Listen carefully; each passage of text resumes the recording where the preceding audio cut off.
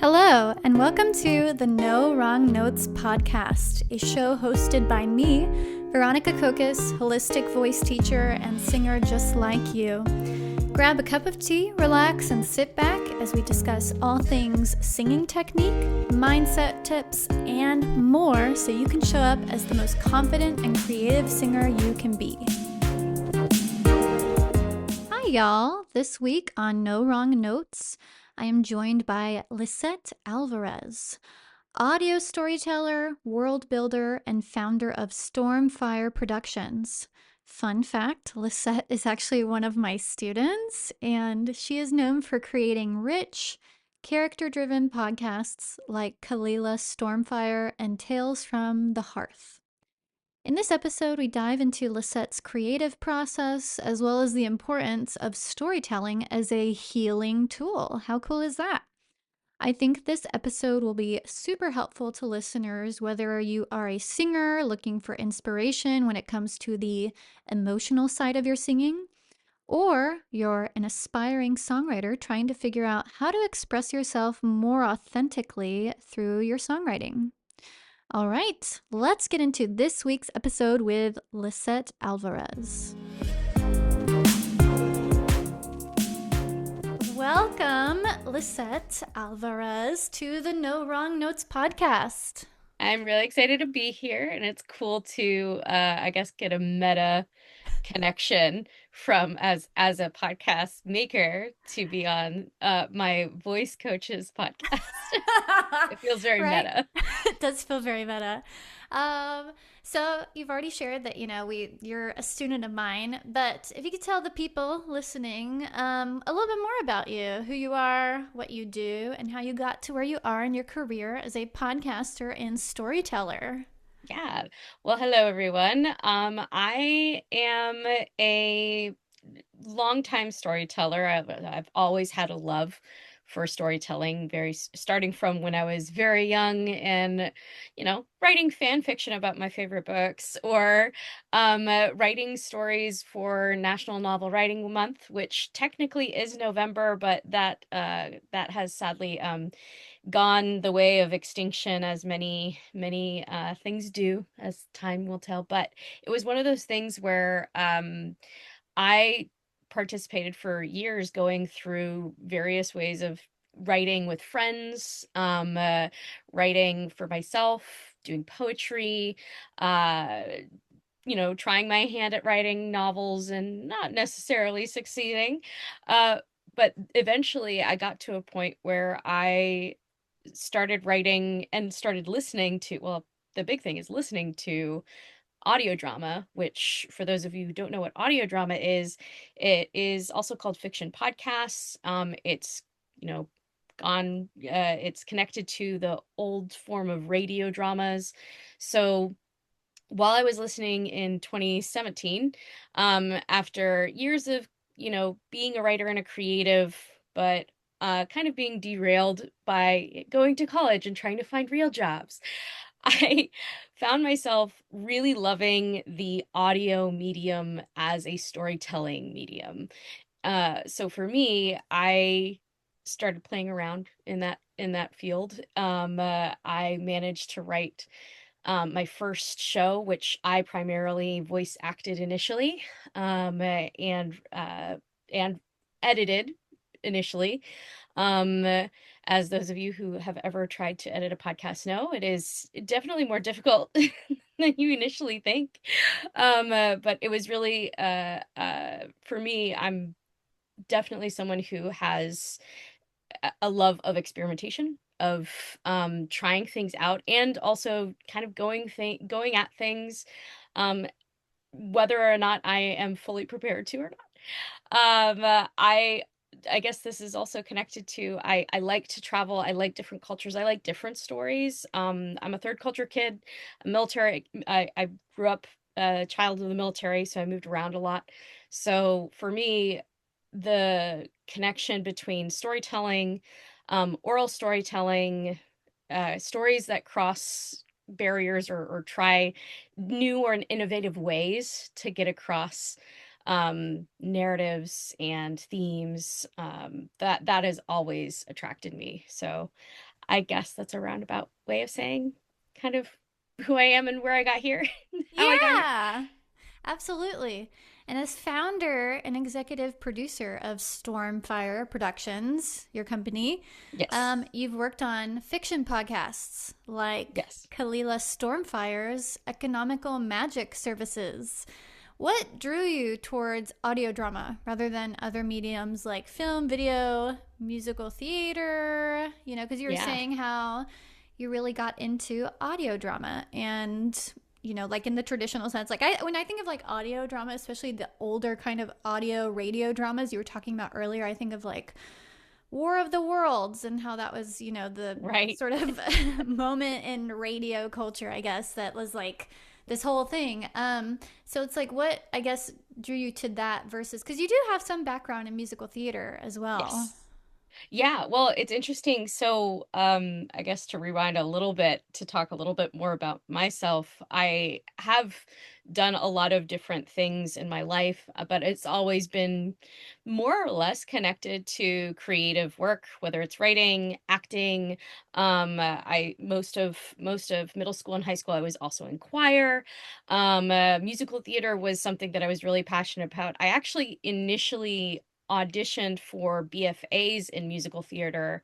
So I initially really wanted to go and that be my passion, but life kind of just happens to you sometimes. And for me, my pursuit of storytelling really became mixed. I started doing more of the writing side rather than the performing side.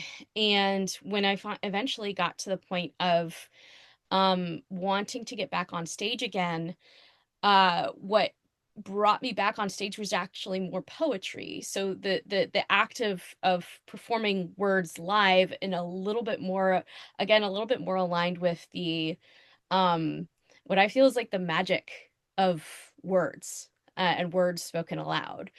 That led me, of course, to audio drama, which is which, like Orson Welles' War of the Worlds, can be so convincing that it feels like it's real. You don't have to suspend your disbelief all that much with really good audio editing and acting um and and sound editing. There's a way for you to get immersed in the world in a deeper way. um, Personally for me, I also feel like that's connected to the very old part of humans who respond to storytelling in a very primitive, basic level. Our first stories were oral stories, were stories told around a campfire, right? Or a fire, or stories told in community, the orally without any kind of a written word or CGI. Your brain kind of is encouraged to focus a little bit more and to release, I guess, again, it's that suspension of what we call suspension of disbelief, but I also feel is like an immersion with the story. It's a deeper immersion to the story, and I think that's what made me fall in love with audio drama. Is it feels like I get to be closer to the magic of storytelling on a like arc in an archetypal way. Yeah, and I think I think people that maybe listen to certain audiobooks or certain podcasts can definitely relate to what you're saying. Certainly for a long time, I was really into this podcast. I still like listen to them intermittently, called the No Sleep podcast, and they do short stories, Yep. and they're horror short stories, and it was always so creepy. I would listen to them when I would, like a couple of years ago is when I found them out, and I would be driving to and from work in Ashburn from Winchester, and this like long ride, this long drive, and it's like I'd be coming home late at night too, like in the dark, and like listening to these really spooky stories. And what also made it really scary was just the immersion in it, like what you were saying, where you're kind of part of the story and it's around you, and it feels a lot more real, which is really fun to listen to, and it's really cool to engage with. What role does vulnerability play in the stories that you tell or help others tell? Have you faced any challenges being vulnerable in your work or in your singing, especially when it comes to sort of telling an honest story, but also something that people can be immersed in, that they can relate to, right? Yeah. So Kalila Stormfire, which was my first stab at audio drama, really kickstarted what I feel is like a theme for me and the types of stories I like to write. Um which are have this taste of the fantastic, but are deeply rooted in very personal feelings and thoughts and experiences that I've had and that others have had. Kalila Stormfire, for example, I wrote um and I play as a Kalila Stormfire is a character who's been rejected in a way and is trying to define herself by her strengths, but is faced with uh her deepest fears and weaknesses every step of the way. Along the way, she's also really committed to trying to help others in her community. So some of these themes are actually get down and dirty into my real life experiences. One of my uh favorite things I've ever written is the third episode of Kalila Stormfire, which is about Kalila encounters a mother who is concerned for her son who is trying to complete a piano recital, but he's unable to complete the piece. And he's about to turn 18. I think like the stories, he's about to turn 18, and one of the reasons why and through the episode Kalila tries to coax what's underneath, what's really keeping him from or blocking him from completing the piece, completing playing the piece. And it comes that he's afraid of growing up. He's this piece is almost like this. Once it's finished, it's like his childhood is finished. It's where he's about to go off to college, and that feeling of the kind of like Peter Pan syndrome, or this fear of growing up, it's something that I experienced, and I wanted to, even though it was not in this same context, I wanted to like elicit what it feels like to face that fear. And then once you understand something about yourself, which is I think is true of all humans, is we there's a part of us that never grows up, that can always be this childlike persona or person that can feel this wonder, feel life in its intensity.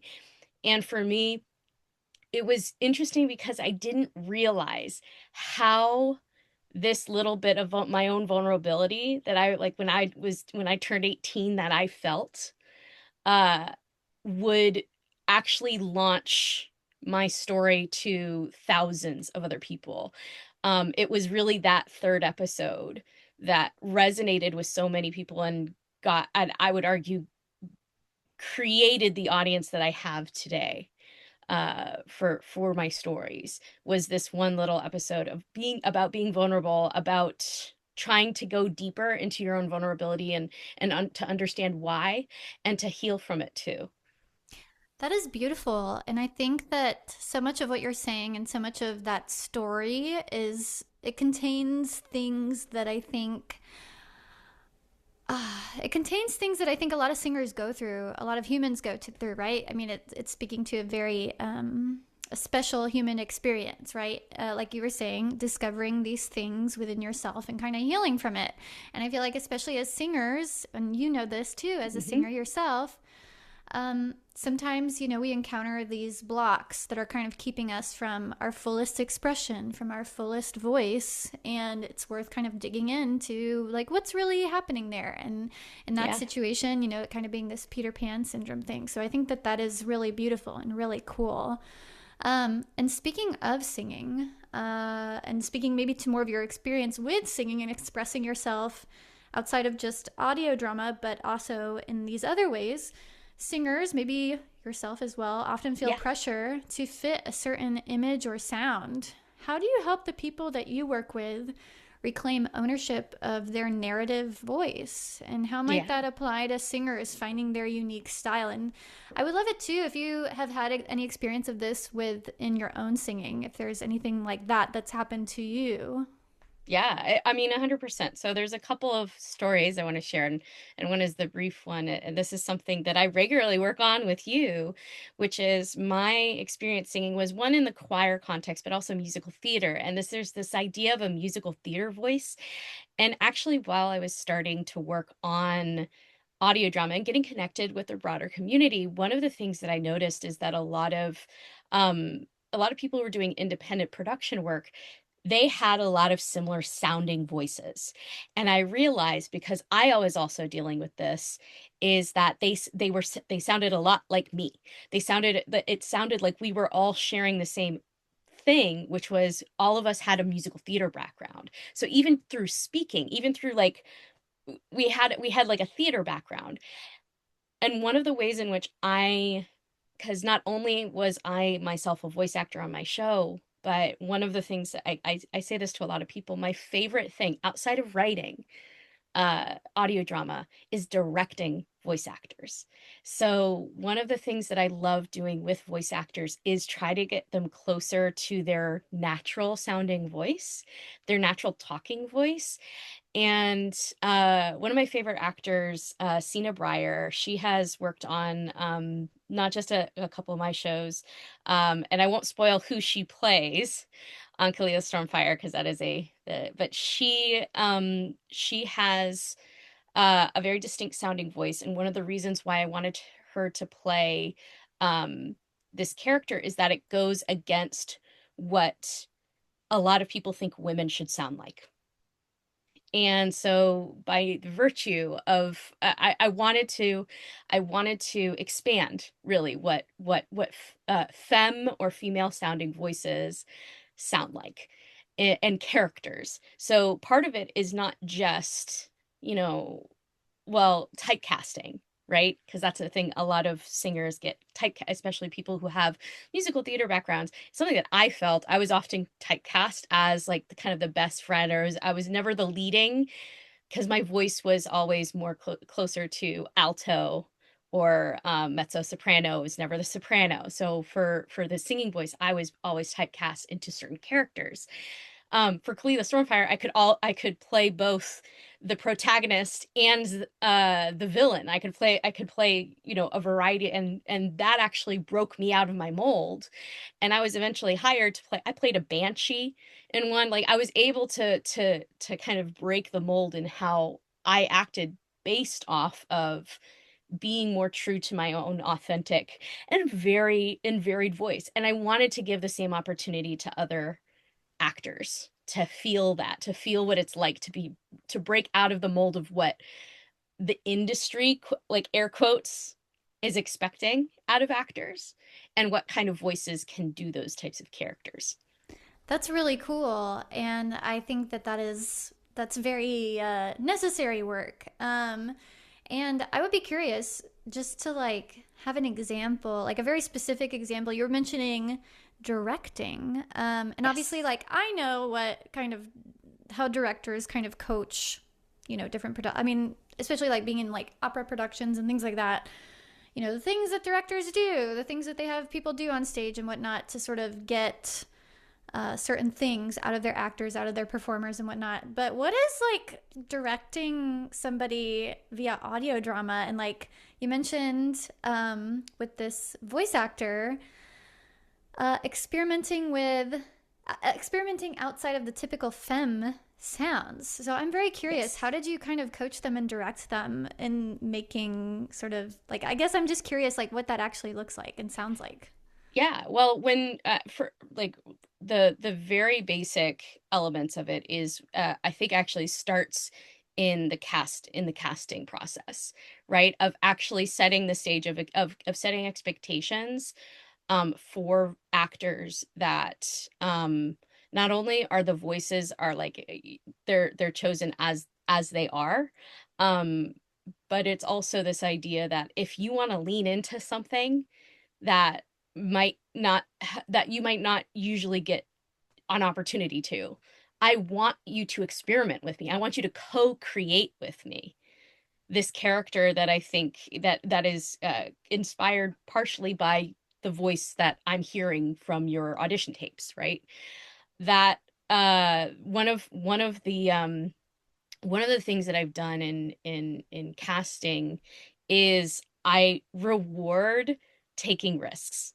I reward taking, even if that's not exactly the direction, the very fact that you're willing to try on something and try something different than what was maybe expected means that I think we can work really well and do some creative work together. So for me, casting that also underlies my directing process is I kind of know, and especially with voice actors that have done a lot of work, they kind of know how a line should be read. There's or they know what the emotional stakes on the tables are. They know how to modulate. They have a control over their voice, a decent amount of control over their voice. But what's fun for me is when we get to play. And I almost always ask my voice actors, let's take this a completely different direction. I don't know if it'll work. Let's just try it. Um, uh, so that we have the baseline. Okay, sure, we'll act it normally, but then like let's do something else. An example of this is also a voice actor I've actually worked on multiple projects now. They've been on Kalila Stormfire and they are also in Havana Syndrome. Um, they get to speak. They are a they're from Singapore, um, have naturalized in the US and have lost their accent, quote unquote, lost their accent. Um, and when I cast them in this role, I asked if they were comfortable bringing, essentially resurrecting their Singaporean voice again. And it's really interesting because they were very grateful afterwards, saying like, I this was something that I wish I could do more. They were very grateful for the opportunity to have that their voice, essentially trying on a voice that again they had since lost. And this was out of this idea of procreation, of like of there's certain things that don't have to be set in stone, or characters that don't have to be a certain way, but that the actors themselves can bring their own unique perspective on. um Yeah. Yeah. Okay. I think I definitely get it. I definitely understand what you're saying there and kind of playing with different sounds, just like a lot of kind of what we do in singing too, right? With playing with different sounds, vowel yes. sounds, especially if we're singing in certain types of genres. I was just working with a student yesterday and we're working on some country music, and I was like, we need a little bit more twang in here, you know? So it's like, it's a lot of play though, which is super cool. And Yes. I think it's really cool uh, to have you share all of this because I feel like my knowledge of voice acting and audio drama is kind of limited. Like obviously I have this podcast, but it's not like I'm not like it's not like a multi-part story or anything like that. Yeah, well, Um, audio drama is very niche. It is still a fairly niche area of podcasting. uh-huh. So, yeah, there's plenty to learn. It's I'm still really learning. cool. It's really cool. You seem like you seem like a person that is very willing to experiment, try new things. How do you keep your creativity nourished, especially given that you're working across creative, technical, and strategic domains? Are there Yeah. any rituals or practices that you rely on? So it's interesting you say this because at this point, I've been over the last year, really, I've been a little bit blocked in my creative life. But the way that I have attempted to nourish that block or like work with it is by doing things that I have done when I have been, actively writing and everything, which is making sure that I'm balancing my writing or whatever other production work with a different kind of creative hobby. So, like crochet, I started getting into woodworking, taking woodworking classes. That just like it just keeps something, at least one part of me unblocked. It's this idea that like, okay, I still have this creative connection. What's interesting too, and this goes back to something that I've actively been thinking and sitting with in terms of my personal creative block is, what does it mean to create with other people, and what does it mean to create alone? And right now, I'm actually working on this project for my dad. I wrote my dad's memoir, and we're currently um, teaming back up together to get this actually self-published.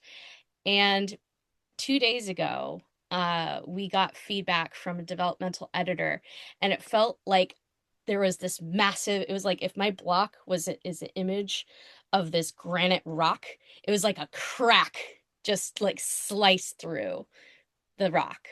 And for me, I think it was because I got active feedback from other people who gave me more inspiration to think about my story in a different way, or the story that I was writing in a different way. So it's not necessarily ritual, but this is actually what I feel is deeply spiritual about the kind of storytelling magic that I do. Because I am a kind of witchy person.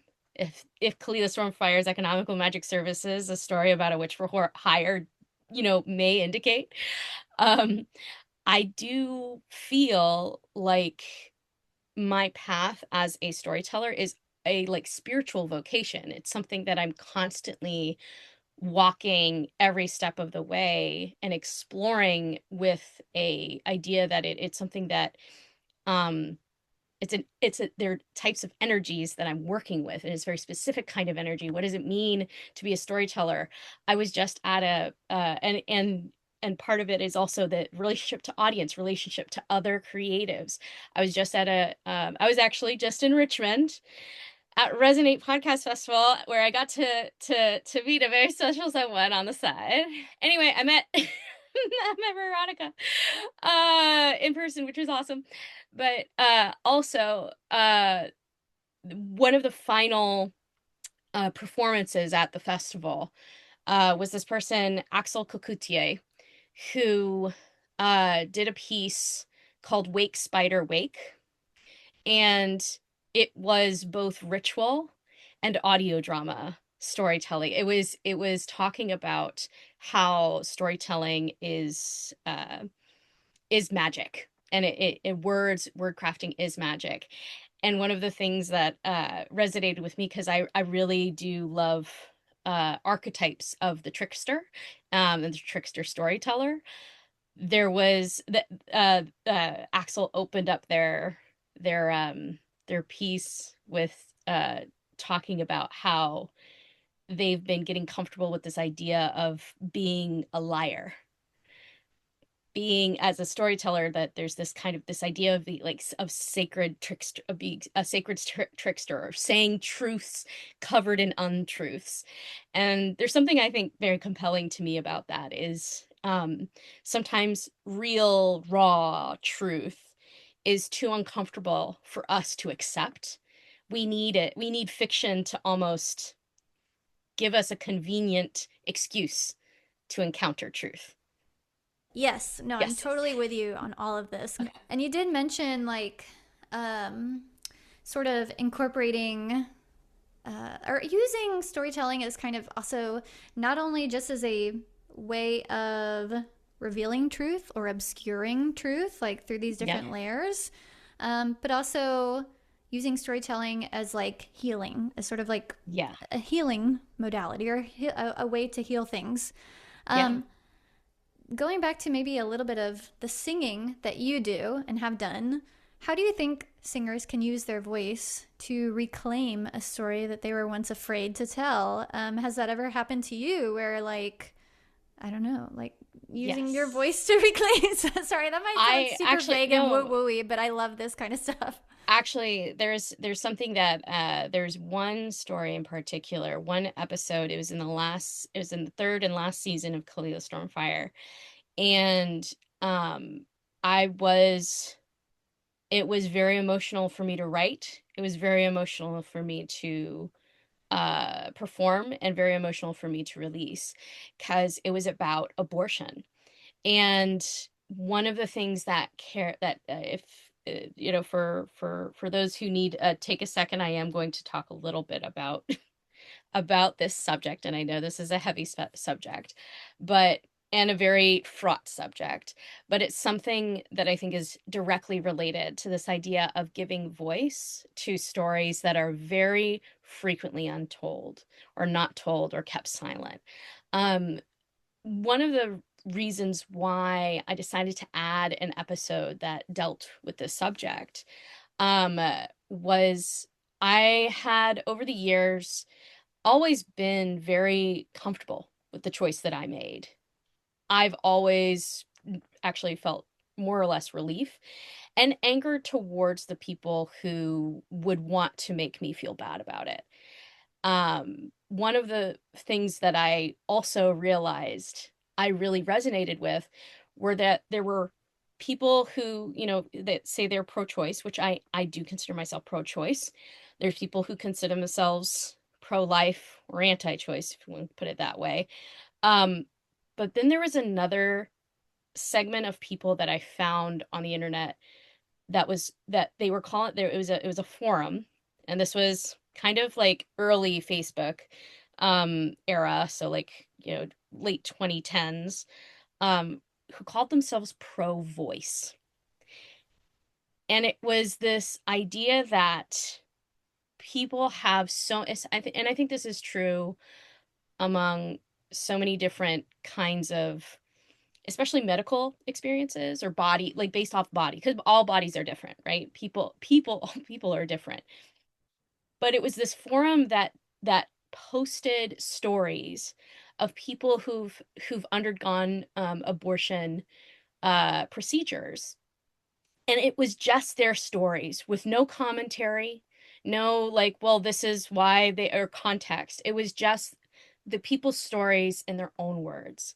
And for me, that just resonated really true, because I think the things that we feel most shame about, especially from a societal point of view, especially about our bodies, uh, there are things that keep us silent or keep us from saying the things that might not fit perfectly in one particular policy push, right? That don't necessarily fit neatly in what yeah, a lot of people talk about this in terms of perfect victimhood. Um, I think for me and the way that I stand morally and personally is this perspective of pro voice, is that people need to be able to say what they felt, how they felt, what they did, and how they did it. Because I think that is the first acceptance. What is it? Acceptance is the first step to healing, and through grief. When I write, I try to get to the truth, get to my truth. This is also something that I did, and to shift a little bit away from the abortion topic and more to maybe more general healing or other things to heal for Havana syndrome. Before I uh, released Havana syndrome, I released a podcast called Once Upon a Time in Havana, and that was the story of me as the first person in my family to go back to Cuba since my great grandparents and grandparents left in the 50s. And for me, it was this process of connecting the context, like the political context of the time, the cultural and social context of the time, and my very personal family context and my own personal experience of their experiences, to better heal and understand the themes that I wanted to tackle in this fictional story. So for me, writing and giving voice, I think, to whatever stories you have hidden, part of it is just saying, it's just writing it. For me, I have a whole Spotify playlist that's called Break the Spell. And if I'm feeling off or I'm feeling like the world's against me, I play this playlist and it feels like it breaks the spell and gets me closer to the truth of myself. So I think whatever medium you're working with, that is the I think creative work, things that engage the voice, whether it's the written voice, the recorded voice, the spoken on a stage voice, is really, really important, to contextualizing and feeling in your body, um, the first step in acknowledging harm was done and hopefully what can be done to fix it. Yes, and I thank you for sharing your story. I really appreciate you sharing that perspective and sharing those things with the audience on No Wrong Notes. So I'm very grateful and thankful for you sharing that. That's not an easy thing to share, um, but I think it really demonstrates how songwriter. You're a writer Yep. and a voice actor, podcaster, and this is kind of what you do to sort of even process some of these things, right? Right. And I think like that really just demonstrates the power of these modalities, like how I'll have students that will come in, and this has happened before, where I can think of one student in particular who this year just a lot of hard things were going on. And so, and they're a singer songwriter. And I was like, why don't we just sort of write for a little bit? And I gave them some time to free write. And so it's like stuff like that, where you can literally just take some time to write out how you're feeling. You can think of it as like a journal or a writing exercise where it's like, okay, like word vomiting on the page a little bit. And then you can organize it into something creative and kind of pull little things here and there to form lyrics and whatnot. Or you mentioned too about the playlist, the Break the Spell playlist that you have. I think that that is really cool. And I think that also, again, demonstrates how these creative modalities like music, even just listening to music, how that can be, how that can have an impact on what's going on for us mentally. I mean, I just had one of my really good friends on the podcast to talk about music therapy and kind of the work that she does. And it's really, really kind of cool how all of this stuff really ties together and helps us, navigate this journey in life. Because I think, and especially to speaking back to abortion, I think that no matter where you stand on that issue, I think that there are stories on all sides that and experiences that we all go through that can be painful, right? Yeah. And I think that we all kind of need something to process how hard things can be, right? Yeah. So I really appreciate you sharing that. Oh, one actually, thank you for listening.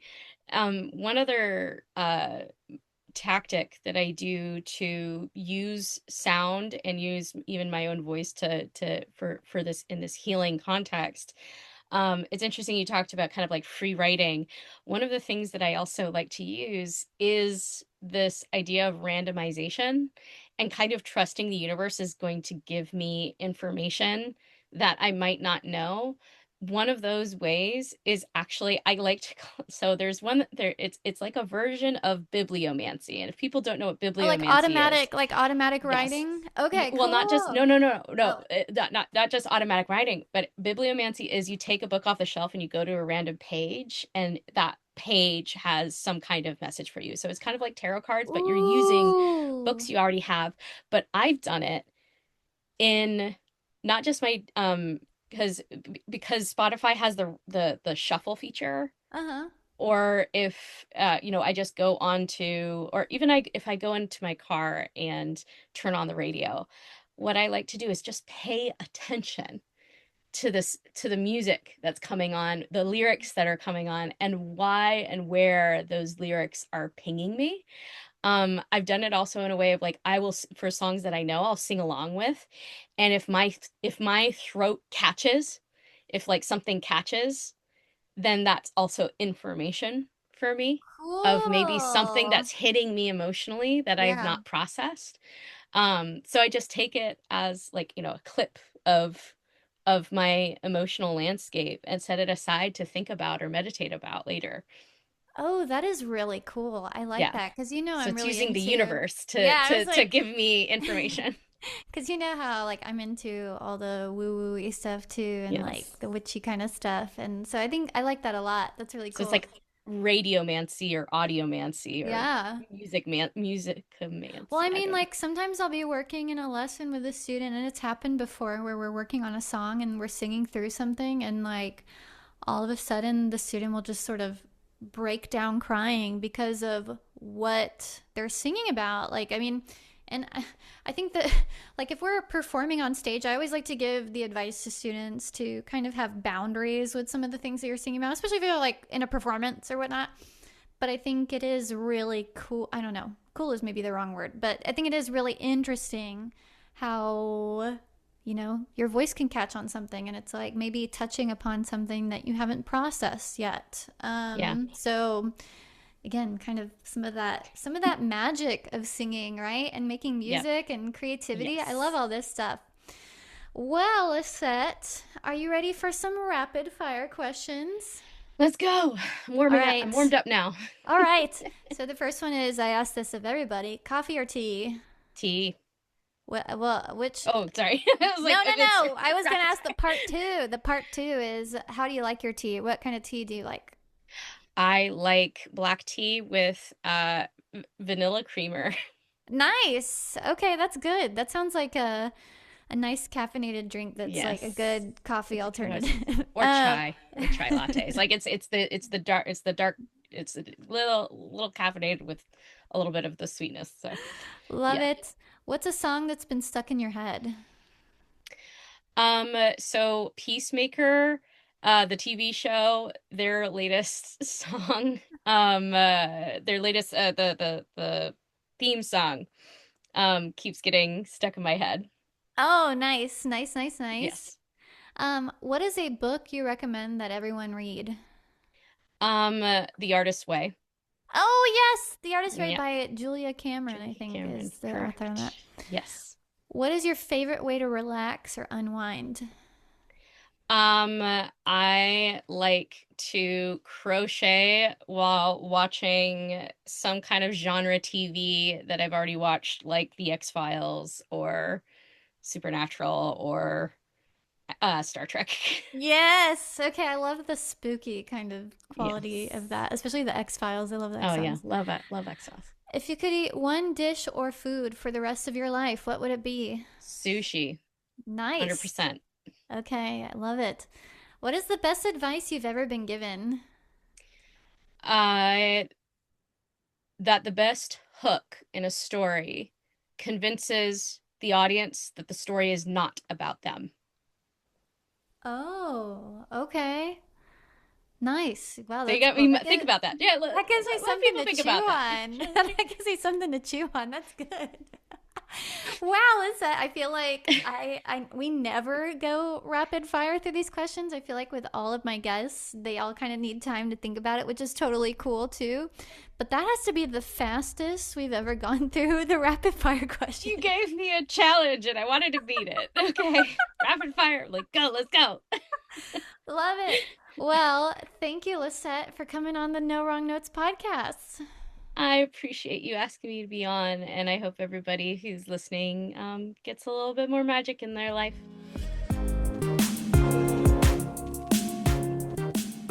Okay, guys, that is it for this week's episode. I hope you enjoyed my conversation with Lisette.